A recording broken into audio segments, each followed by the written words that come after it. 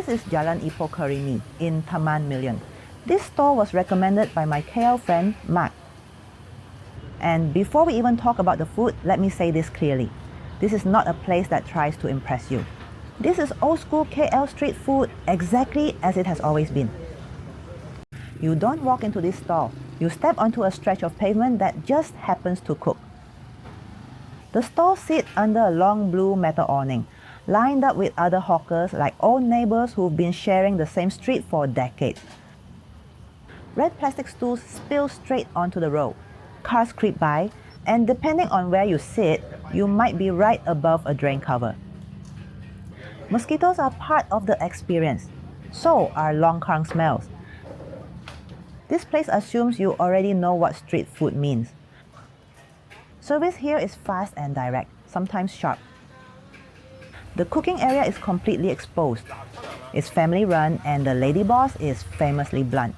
Regulars see a hardworking family pushing through heat and pressure day after day. Ordering is simple, but it can feel intimidating if you're new. There are only 3 choices: curry mee, soup mee, or dry noodles. If you're eating here, just grab an empty table along the street. A staff member will come take your order.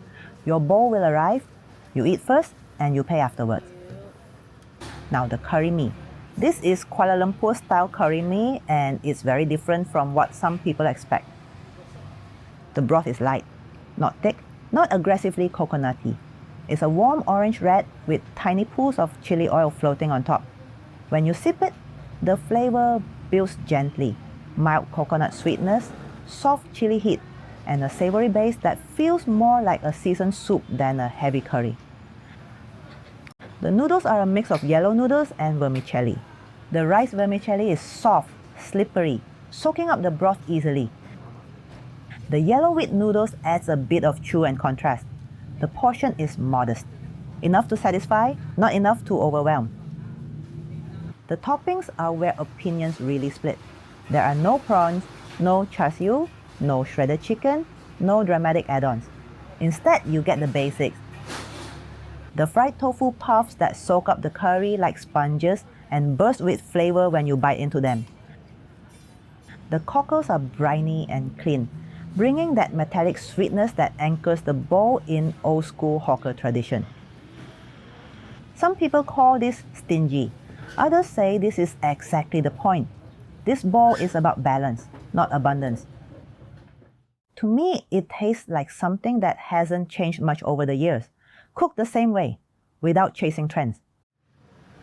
After the noodles, I had red bean soup. Simple and honest. Soft, split beans in a lightly sweet broth. No coconut, no pandan, no garnish. Just warm, old-school comfort. Prices here sit on the higher end for a roadside stall, around 8 to 9 ringgit for a bowl. Portions are modest and waiting 30 minutes or more isn't unusual, especially in the evening. For some people, that combination is hard to justify. For others, this is still an affordable, nostalgic fix. Worth the wait, worth the inconvenience. So why do people keep coming back? Because this is KL street food as it's always been. Open to the road, shaped by weather and traffic, run by people who cook first and explain later. If you want comfort and access, you may be underwhelmed. But if you're curious about old school curry mee, this is why locals return, even when they complain.